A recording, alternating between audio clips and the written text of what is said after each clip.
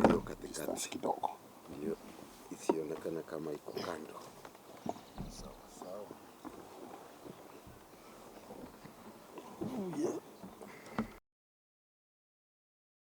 Leaders and senior officials of duly registered political parties have noted with concern the remarks attributed to the de facto DCP leader, Honorable Rigathi Gachagua, at a church event in Meru on Sunday, 26th July 2026, calling upon the Democratic Party, the Party of National Unity, PNU, Munya and Maendeleo Party, and Bas Party to dissolve and join DCP. We wish to state unequivocally that every political party is an independent institution established under the Constitution and the laws of Kenya, with its own members, delegates, elected officials, and governance structures. Consequently, unilateral pronouncements by one political leader purporting to direct, dissolve, merge, or determine the future of another political party are not only legally untenable, but are also deeply offensive to the thousands of members, delegates, and officials who have invested their trust, time, and resources in building those parties. Such decisions can only be made by the lawful organs of each respective party in accordance with its constitution and the Political Parties Act.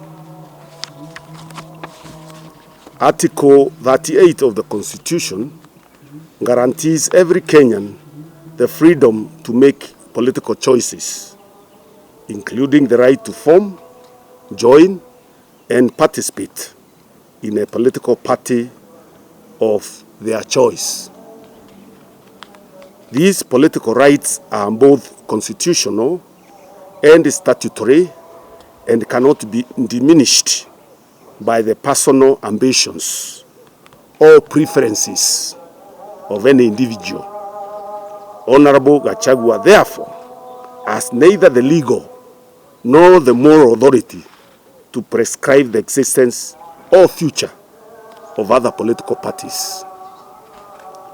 While we remain firmly committed to the broader objective of providing Kenya with alternative leadership and ending the failures of the Ruto administration, such unity must be anchored on mutual respect, consultation, and voluntary cooperation, not coercion, political ultimatums, or demands for surrender.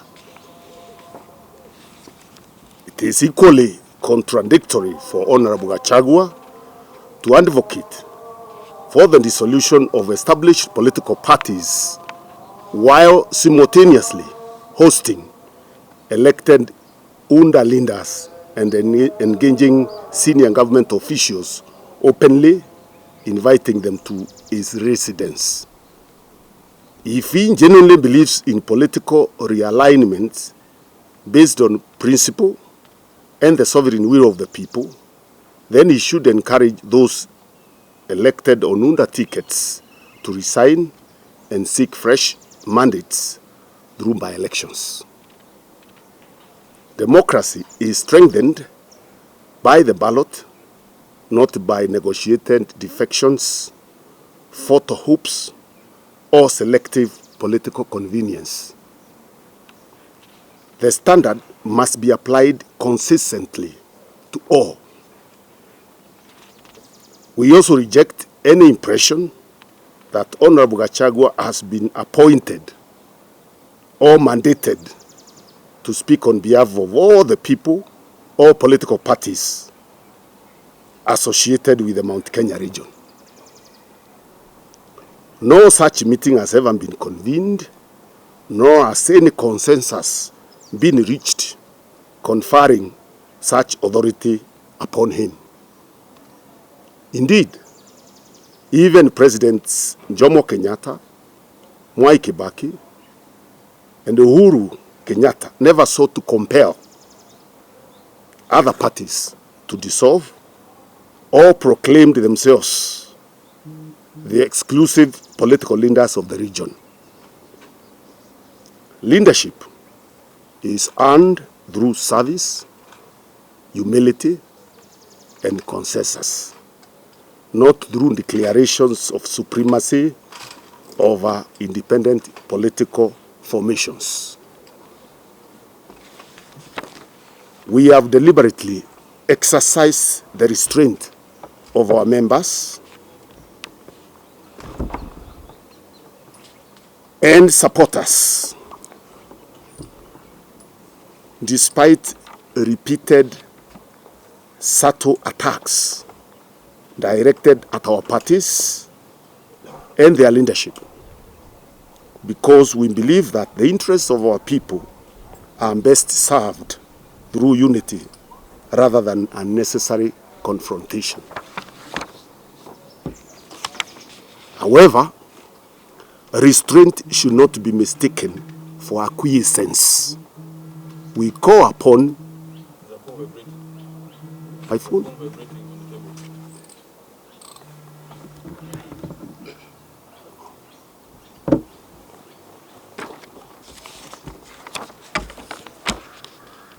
However, restraint should not be mistaken for acquiescence. We call upon Honorable Gachagua to desist from divisive pronouncements and instead embrace structured dialogue, consultation, and respectful engagement among all like-minded political parties. Durable political partnerships are built on equality, trust, and respect for institutional autonomy.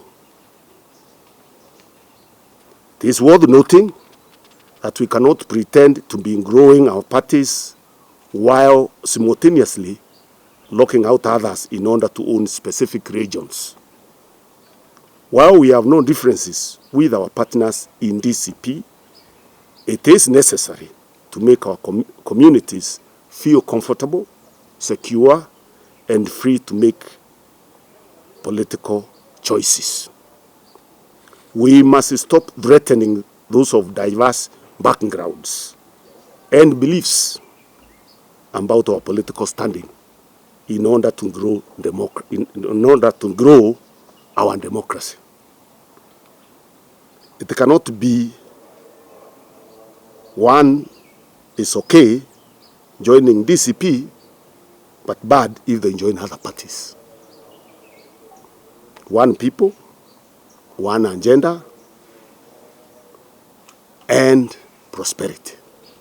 That is our underlying principles. So kwa kifupi tunasema tuheshimiane. Heshima is a two-way traffic. Kwa hivyo madharau, vyama hivi vidogo, sijui nani mdogo, sijui nani, creating narratives that are intended to serve your own personal interests are not going to help us, our people, to be together, and it will not help in the bigger agenda of trying to change the country and removing a dictatorship that is causing havoc across this nation. So that agenda is very serious, and we need everybody on board. We need everybody on board, and with a lot of respect to Mheshimiwa Gachagua, we are telling him to handle people with respect, restraint. Let him discipline his tongue.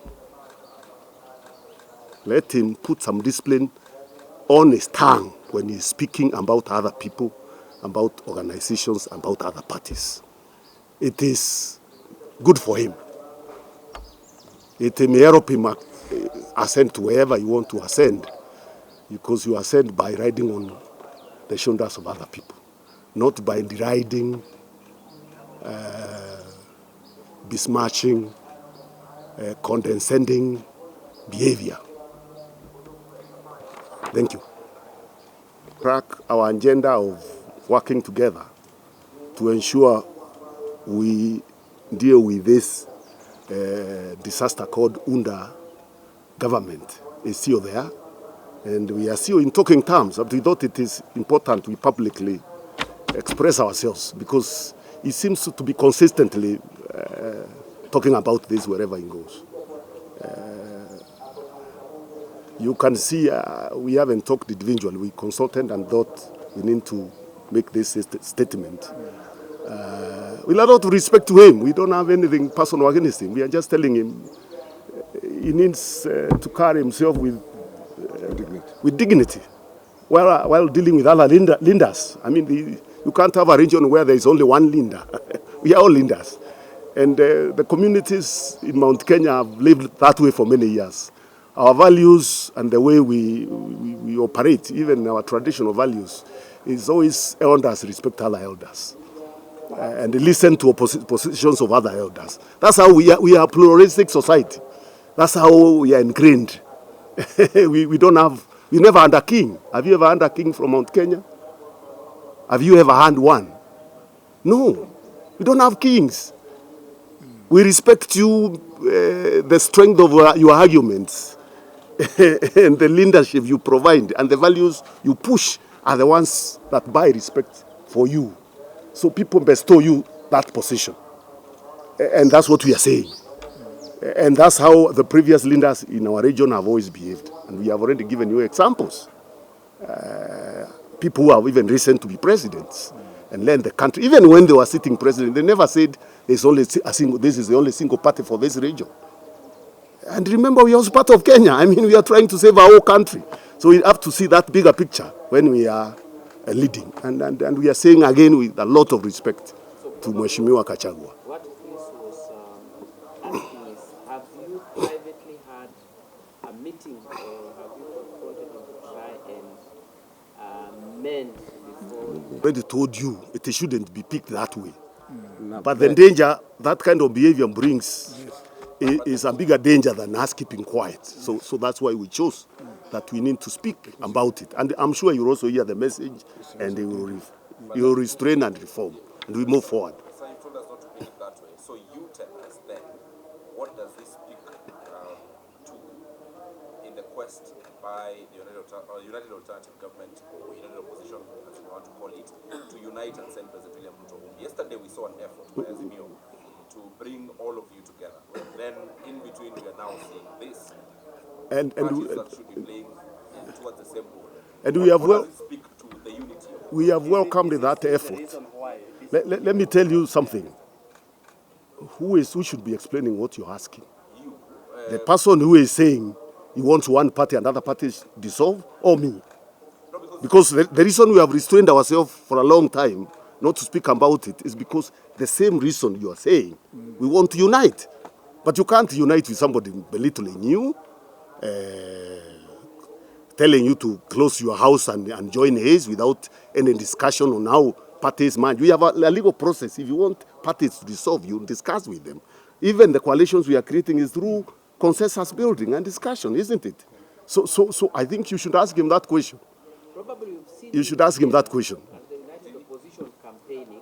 Whenever I've had an opportunity privately, I've told him. Even earlier, there was a time I spoke about it again in a meeting when he had spoken the same way. So whenever I met him, I've expressed that Mount Kenya is not a home for one party. Kenya is not. We are a multi-party democracy, and the constitution is very clear. So personally, I have. The other colleagues, I'm sure they have done it. This statement uses very deliberate, moderate language. It's a language that encourages unity in diversity, which is one of the cardinal principles in our constitution. And like my brother Peter Munya, the leader of PNU, has said, whenever the occasion has arisen, including during many of our public rallies in various regions, we've had occasion to privately mention this issue that There's nobody who is a passenger. We are all in one boat. Our drive is restore constitutionalism in the country, the rule of law, respect for human rights, human dignity, and social justice. And in that effort, no one should claim a higher moral ground than the other if we honestly believe in what we preach. And therefore, this is not to talk about, to say that there are cracks. We just felt that it is necessary, since our political parties were specifically singled out on the 26th of July this year, after a church service in Central Imenti, when the Honorable Rigathi Gachagua publicly, in fact, I thought you should have actually, rather than ask us, you should have gone to ask him, why are you saying, in the absence of those other leaders of those parties, why are you telling them to dissolve and join DCP? And you just, you formed your party the other day. You found these parties in existence. What has prompted you to think that they should dissolve and join this new outfit? So it is not a question of a rift, because in a democracy, people are allowed to hold views which could be different from others. But the most important thing is to respect the right of those others who have different views, including vehemently different from yours, and defend their right to hold those views. And therefore, it is the responsibility and obligation of every leader in this arrangement within the United Alternative Government to respect the existence of each of the other partner parties. Yes. Mheshimiwa, just last one.